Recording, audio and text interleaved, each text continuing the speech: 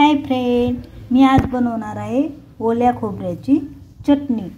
त्यासाठी ओलं खोबरं घेतलेलं आहे, हिरव्या मिरच्या, लसूण, लिंबू घेतलेला आहे अर्धा आणि कोथिंबीर।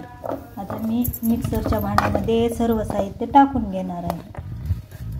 कोथिंबीर, खोबरं,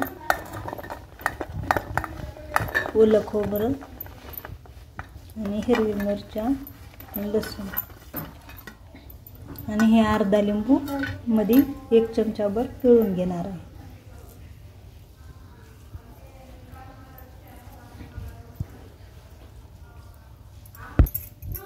पिळून घेतलेला आहे लिंबू, ते आता मी मिक्सरमध्ये वाटून घेणार आहे। मीठ चवीनुसार मीठ टाकून घ्यायचं। आता मी हे नारळाची चटणी पाणी टाकून वाटलेली आहे।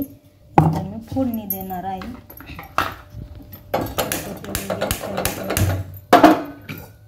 त्यावर कढई ठेवली, कढई गरम झालेली आहे। मी यात तेल टाकून घेणार आहे।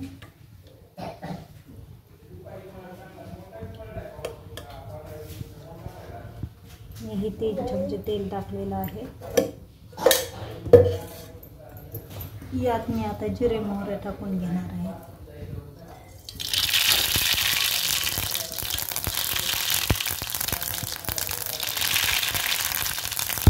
जिरे मोहरी टाकलं, आता मी कढीपत्ता टाकणार आहे।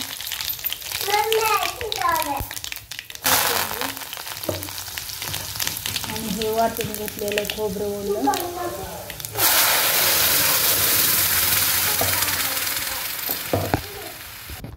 सर्व टाकून घेतलेलं आहे खोबरं। आता मिक्स करून घेणार आहे। बघू शकता अशा प्रकारे आपली चटणी झालेली आहे। थोडा वेळ ह्याला शिजू देऊया, उकळी येईपर्यंत। बघू शकता खूपच छान अशी चटणी तयार झालेली आहे।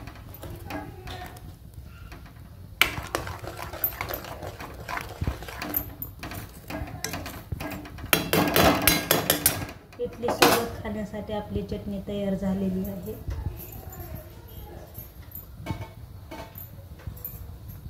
बघा असे छान प्रकारे चटणी आपली तयार झालेली आहे। आवडल्यास लाईक आणि सबस्क्राईब करा। थँक्यू।